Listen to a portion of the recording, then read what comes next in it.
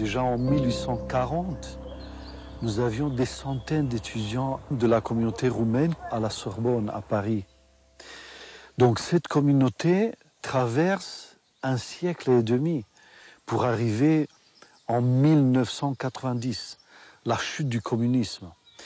Quand le communisme tombe en Roumanie, l'évêque, l'archevêque qui était là à Paris, Adrien, qui s'occupait des communautés en Europe occidentale, il a donné sa démission en 90.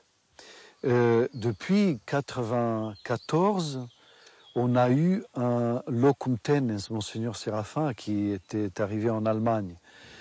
Mais la communauté en France et à Paris est restée sans évêque. Donc quand je suis arrivé, j'ai trouvé un peu no man's land, comme on dit en bon français.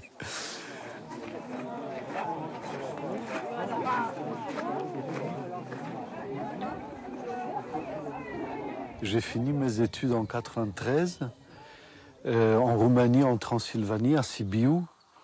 C'était une des deux facultés de théologie qui ont survécu au communisme. Donc il y avait deux dans tout le pays, Sibiu et Bucarest.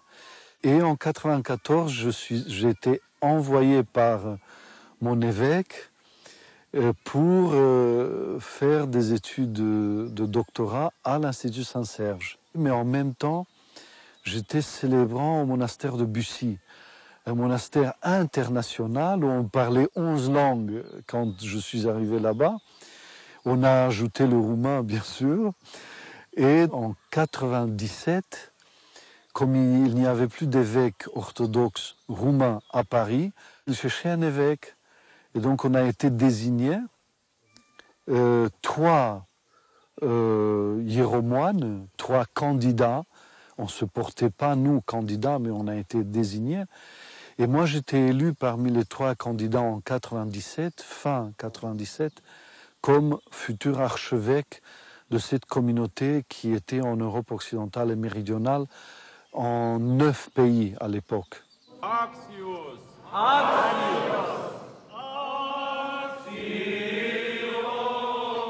Pourquoi j'ai accepté d'être évêque? Moi, je fais obéissance. Je fais obéissance comme j'accepte que mon nom soit porté comme candidat. Et après, c'est la volonté de Dieu. Mais j'étais très jeune, bien sûr. Je ne savais pas, j'avais 31 ans. Je ne savais pas ce qui m'attend. Quand j'ai été ordonné en 98, le 15 mars, la question se posait où on va célébrer l'ordination, la divine liturgie et mon ordination. On a discuté beaucoup entre nous, je dis au sein de notre diocèse, et on a dit on va faire ça dans la cathédrale grecque, et on va inviter tous les évêques de l'Assemblée des évêques pour participer à cette ordination, justement pour montrer cette universalité de la foi orthodoxe en France même. Donc on s'est rencontrés des célébrants, des concélébrants de toutes langues. Donc il y avait grec, arabe, russe, serbe, roumain. Il y avait beaucoup venus de Roumanie qui vivaient en France, mais certains parmi eux étaient français, mais d'origine russe ou grecque ou autre. On avait des chorales différentes, des langues différentes, et ça a donné ce qu'on attendait, c'est-à-dire une orthodoxie locale unie par leurs évêques. Et on était bien sûr très contents. Il y avait les orthodoxes de toutes les langues présentes dans la cathédrale grecque. Et on a dit, bon, ça c'est un nouveau commencement dans les relations interorthodoxes.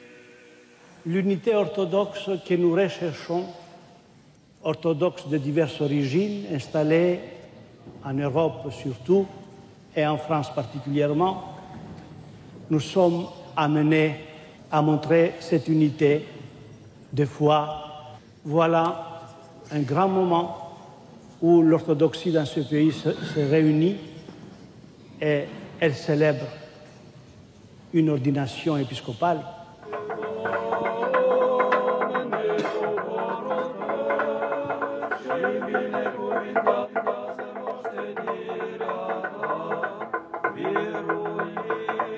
Le travail, c'était un travail, je pourrais dire, d'homme à homme. J'étais très présent dans les familles, auprès des jeunes avec qui je discutais énormément. À Paris sont arrivés, dans les années 2000, énormément d'étudiants roumains. Quelques centaines à Paris qui sont venus pour des doctorats dans des différents domaines. Philosophie, théologie, médecine, sciences, littérature, qui étaient en même temps de chrétiens. Une Roumanie qui échappe au communisme, à la dictature communiste, on rencontre des jeunes qui étaient très penchés vers la foi et qui avaient des préoccupations spirituelles.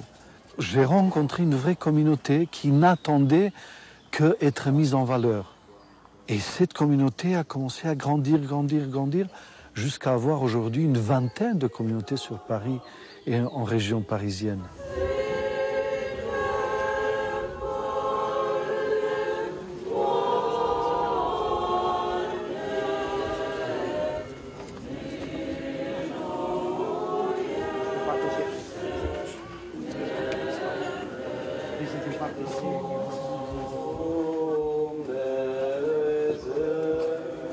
Dumnezeule, curățește-mă pe mine păcătosul și mă miluiește. O Dieu, purifie-moi pécheur et aie pitié de moi. Dumnezeule, curățește-mă pe mine păcătosul și mă miluiește.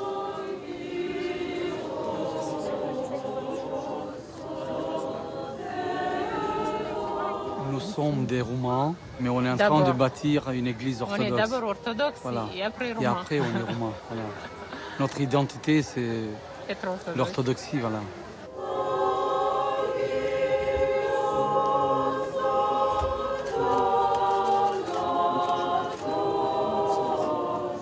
Quand on a commencé cette communauté nouvelle à Paris avec toutes ces personnes réfugiés politiques, la plupart d'entre eux, avec les jeunes qui arrivaient ici, ça a donné une communauté très originale.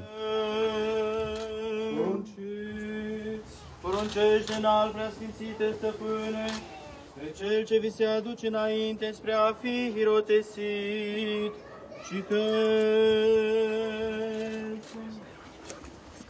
J'ai commencé à ordonner des prêtres sans mettre en avant l'institution, plutôt la relation personnelle. Parce que on pouvait parler d'un évêché, d'un diocèse, mais les gens, ça ne les intéressait pas, ils voulaient voir l'homme.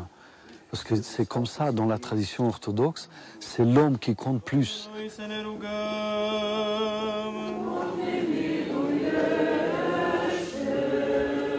Doamne, Dumnezeul nostru, Dumnezeule atoțitorule, alege pe robul Tău acesta Vasile și-l sfințește, că a Ta este împărăția și puterea și slava, a Tatălui și a Fiului și a Sfântului Duh, acum și pururea și în vecii vecilor.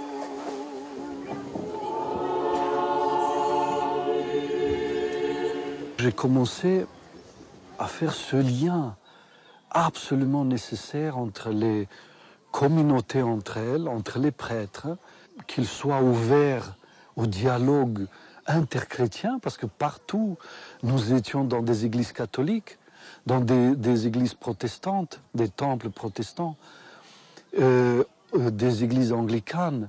Donc il fallait que nos prêtres soient ouverts au dialogue.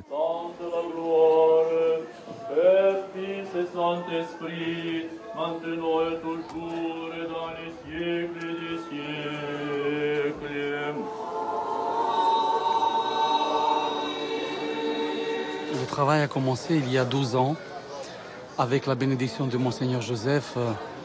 Les fidèles, c'était au départ des amis à nous. On a trouvé un endroit à Montreuil, dans une paroisse catholique. Petit à petit, la paroisse elle a développé son activité. Les paroissiens ils se sont multipliés Et donc, on a essayé de fructifier le travail de Dieu, d'accomplir sa mission dans le monde.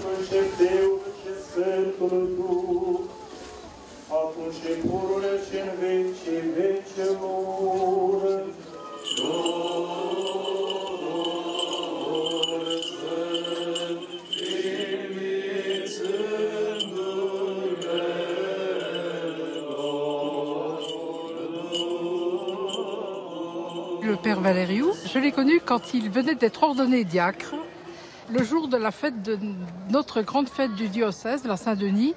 Il était là à la cathédrale, notre cathédrale, en essayant de trouver du monde pour dire qu'il cherchait un lieu pour monter une communauté moldave et donc un lieu de culte et un lieu de rassemblement pour cette communauté.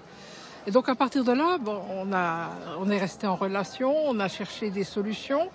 Et les solutions, il faut toujours prendre un peu de temps parce qu'il faut préparer les deux communautés. Si on partage une église, c'est quand même quelque chose de très fort, de très symbolique. Et donc, on veut s'assurer qu'on va être fraternel, qu'on va prier les uns pour les autres, etc. Si c'est par derrière pour dire que les autres ne sont pas chrétiens ou je ne sais quoi, ça ne va pas du tout. Donc, il faut vraiment trouver un lieu propice. Et puis, des deux côtés, qu'il y ait cette ouverture de cœur. Alors après, il faut régler des questions matérielles. Et elles sont importantes parce que des communautés de diaspora, si on n'a pas de parking, eh bien la nuit de Pâques, on a des histoires avec tous les voisins. Vous voyez ?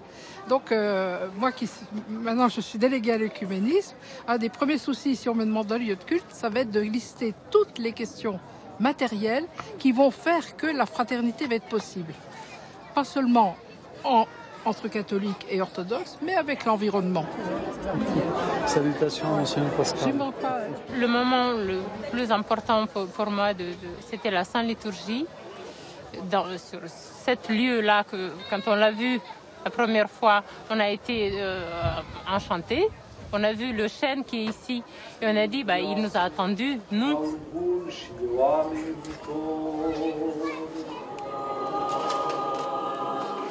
Par les prières de mon Saint-Père, Seigneur Jésus-Christ, notre Dieu, aie pitié de nous et sauve-nous. Chers pères, frères et sœurs, nous allons maintenant procéder à la pose de la première pierre de l'église qui va être bâtie sur ce lieu.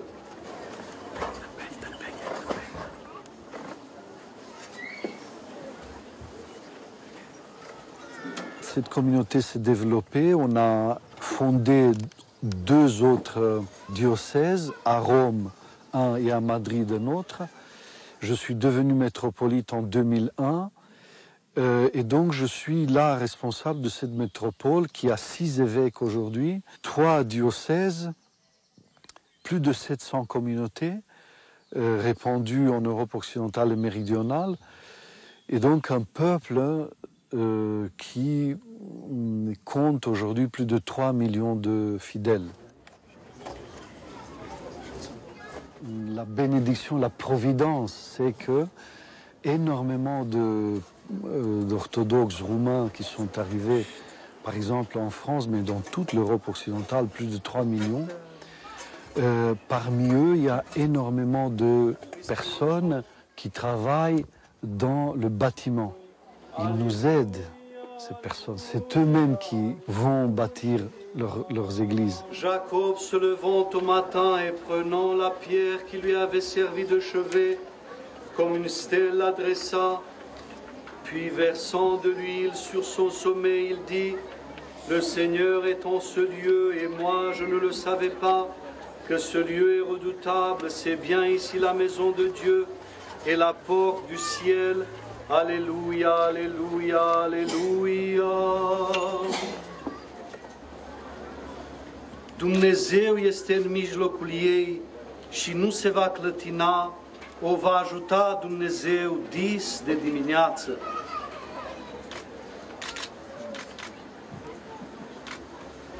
Le Très-Haut a fondé cette église, au milieu d'elle se trouve notre Dieu, elle ne peut chanceler, Dieu la secourt au matin, dès la pointe du jour.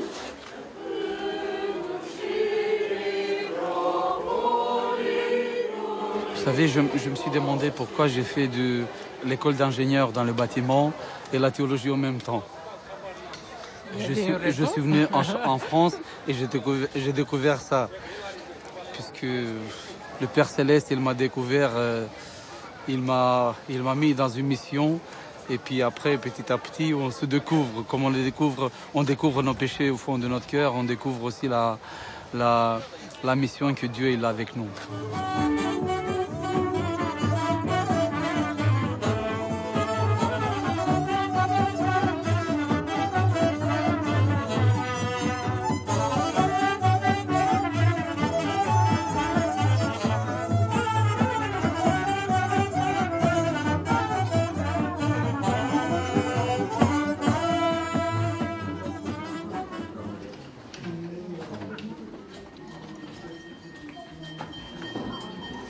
Nous allons ouvrir l'université d'été de cette année. L'année passée, nous avons parlé de l'homme et son corps. Donc on a parlé du corps, de notre corps. On ne peut pas le séparer de l'âme, mais quand même, on a accentué notre vision sur le corps. Cette année, on va continuer la même chose, sauf que cette année, on a nommé notre université d'été corps de mort et de gloire. Je viens à l'université d'été tout simplement pour apprendre.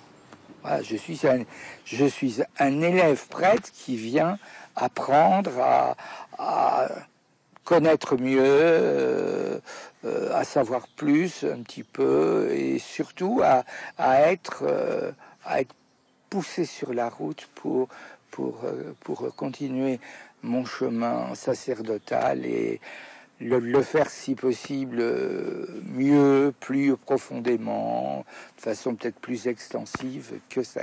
Je viens pour être un élève. Et appelant à lui de nouveau la foule, il leur disait: écoutez-moi tous et comprenez. La première université d'été, c'était en 2009, ici, toujours à Sainte-Croix. Et je faisais partie de la réunion de préparation de l'université d'été et qui demandait à chacun, il faisait un tour de table en disant qu'est-ce que vous pensez, de quoi il faut parler, qu'est-ce qui vous paraît important, etc. Il est arrivé à moi, il m'a dit: vous, Hélène, vous allez nous faire mémoriser. Et il vient toujours. Tous les ans, il vient à l'heure et il apprend, je l'entends. Il dit que cette méditation de l'Évangile, pour commencer la journée, eh ben, c'est une bonne chose. Qui sortent d'un homme sont celles qui souillent un homme. Monseigneur Joseph, c'est un pasteur, il a le souci de ses brebis, il a ce souci des gens, il a le souci de la mission. Voilà. D'ailleurs, voilà, il a béni ce travail d'essayer de faire apprendre l'Évangile par cœur, parce que l'Évangile, c'est la base. Comme il disait hier, votre commentaire, il disait à ses prêtres, gentiment, parce qu'il c'est un homme qui est bon.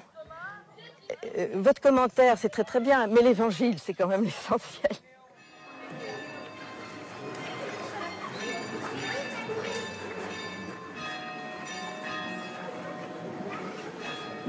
Pour moi, l'Église, c'est le lien avec Dieu. C'est un mode de vivre dans ce monde. C'est la manière dont on est dans ce monde et en relation avec Dieu. C'est pour ça qu'on est dans l'Église, parce qu'on pense que c'est qu'ici qu'on va trouver toute cette solution à nos problèmes. Et puis la véritable joie, c'est pas que la solution aux problèmes, mais la véritable joie et la manière de vivre, je dirais, le bonheur, la joie dans la relation avec nos proches. Notre Père qui es aux cieux, que ton nom soit sanctifié, que ton règne vienne, que ta volonté soit faite sur la terre comme au ciel. Donne-nous aujourd'hui notre pain essentiel. Remets-nous nos dettes comme nous les remettons aussi à nos débiteurs. Et ne nous laisse pas succomber à la tentation, mais livre-nous du mal. Monseigneur Joseph, c'est quelqu'un qui a des idées. Donc, tout constamment, il propose, alors on va faire ça, on va faire ça, on va faire ça, on va acheter un bâtiment, on va faire l'université d'été, on va faire un camp pour les enfants, on va faire un camp pour les jeunes, on va faire des camps en Roumanie, on va créer une maison d'édition, on va... Quelquefois, c'est des folies, on se dit, mais il est fou, il ne pourra jamais faire ça. Mais lui, il est dans cette dynamique de proposer continuellement, ce qui est quelquefois très fatigant pour les prêtres, il faut reconnaître. Comme lui, il est pasteur à plein temps, quelquefois il ne se rend pas compte de ce que c'est que la vie des prêtres, quand une famille, quand un travail civil, plus une paroisse, parce que même si c'est fatigant pour nous, et il nous pousse, il nous fait avancer, il nous fait bouger. Là, par exemple, pour que les prêtres viennent à cette université d'été, on a eu 3 demi-journées spécialement consacrées aux prêtres et aux diacres, bien sûr, et à leurs épouses, pour parler de questions qui se posent dans les paroisses. Ça, c'est le signe de l'évêque, la Panagia ou l'Engolpia ou l'Engolpion, qui contient l'icône du Christ comme le premier prêtre, archiereos. Quand il reçoit l'Engolpia, l'évêque dit « Crée en moi un cœur pur et un esprit droit dans mes entrailles ». Donc, se réfère directement la Panagia ou l'Engolpion au cœur, à l'homme intérieur. Et l'évêque doit toujours aimer le Christ et le peuple que le Christ lui a donné comme charge pastorale. L'épiscopat, c'est l'œuvre du Christ dans l'Église. Ordonner des prêtres et des diacres, ordonner des évêques aussi, puisque plusieurs évêques ordonnent des évêques, et assure la pérennité de l'Église. On parle derrière d'un pouvoir, le pouvoir de l'évêque ou le pouvoir de l'épiscopat. Mais le pouvoir de l'épiscopat ne peut pas être décroché du Christ. Quel est le pouvoir du Christ? Quel est le pouvoir du Christ sur nous? Ben, c'est le pouvoir de l'amour de Dieu sur l'homme. Et donc l'évêque, en quelque sorte, il suit le Christ, il fait ce que le Christ a fait. Qu'est-ce qu'il a fait le Christ? Mais il s'est donné pour nous. Nos 2 évêques nous entraînent et nous stimulent à trouver de nouvelles voies, de nouveaux moyens pastoraux, tout ça. Et puis, en même temps, nous, on peut aussi inventer et trouver des choses. On a besoin d'être vérifié. D'être en Église, c'est accepter d'être vérifié. Un évêque, c'est un père. C'est pas un administrateur, c'est pas un chef de parti, c'est pas un directeur d'association culturelle uniquement, disons. C'est un père. La paternité, c'est un mot extraordinaire parce que qui dit paternité dit filialité. Ça veut dire que Monseigneur Joseph, l'évêque en général, mais en particulier notre archevêque, il a vraiment une capacité, oui, d'engendrer les gens, d'engendrer les prêtres en particulier dans leur ministère. Ils vont traduire en simultané, mais c'est difficile quand c'est un peu déjà écrit. Être moine et être évêque, ça va un peu ensemble. Je dirais, quand on est moine, on va écouter seulement son higoumène, son père spirituel, son higoumène, peut-être 2-3 personnes ou 2-3 moines, les vieillards du monastère, les plus âgés. Mais quand on est évêque, on écoute tout le monde. Tout le monde nous demande. Les prêtres nous demandent, les moines nous demandent, le peuple nous demande. Il faut écouter tout le monde. Mais pas écouter seulement pour décider à leur place. Mais écouter, voir à quoi l'homme aspire. Qu'est-ce qu'il cherche, l'homme? Qu'est-ce qu'il veut? Qu'est-ce qu'il veut vivre dans l'Église? Et l'aider... On dit parfois c'est nous qui aidons les autres à s'élever de leur chute, de leur tentation, de leur souffrance intérieure. Mais parfois c'est eux qui nous aident, nous, les évêques, qui sont des moines, à nous élever de nos chutes, de nos souffrances, de nos manquements.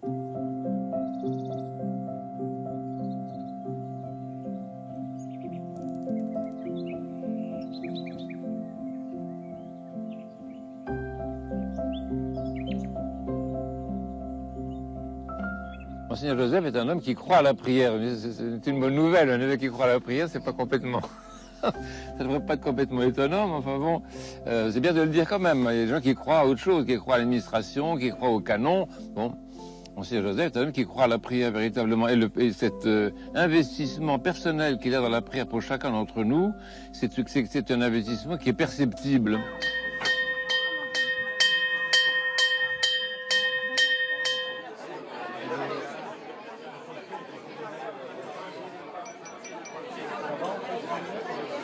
rendons grâce au Christ notre Dieu, car tu nous as rassasiés de tes biens terrestres. Ne nous prive pas de ton royaume céleste et sauve-nous. Quand nous prions, on ne peut pas penser seulement au Christ qui souffre, au Christ qui est torturé, au Christ qui est sur la croix, au Christ qui pleure. Je pense aussi au Christ ressuscité. Parce que ma souffrance que j'expose, que je porte devant le Christ, est une souffrance remplie d'espoir. Quand nous prions, on se lève de la prière rempli de joie. Et on ne sait pas pourquoi, mais on est souffrant, on est malade, on a plein de soucis. Pourquoi on a la joie dans la prière? Puisque celui qui nous écoute, c'est le Christ ressuscité. Et il nous ressuscite, nous aussi.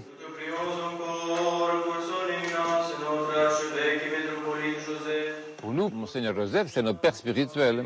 Quand nous le nommons dans les litanies, disons pour notre Père en Dieu, notre archevêque, le métropolite Joseph, prions le Seigneur. Bon, il est notre Père en Dieu. Et donc ça, c'est assez important parce que c'est une expression qui définit aussi la place, je dirais, iconologique de l'évêque dans l'Église. Il est une figure de la paternité. En tant qu'icône du Christ au milieu et à la tête de l'Église, il manifeste la paternité du Père Céleste.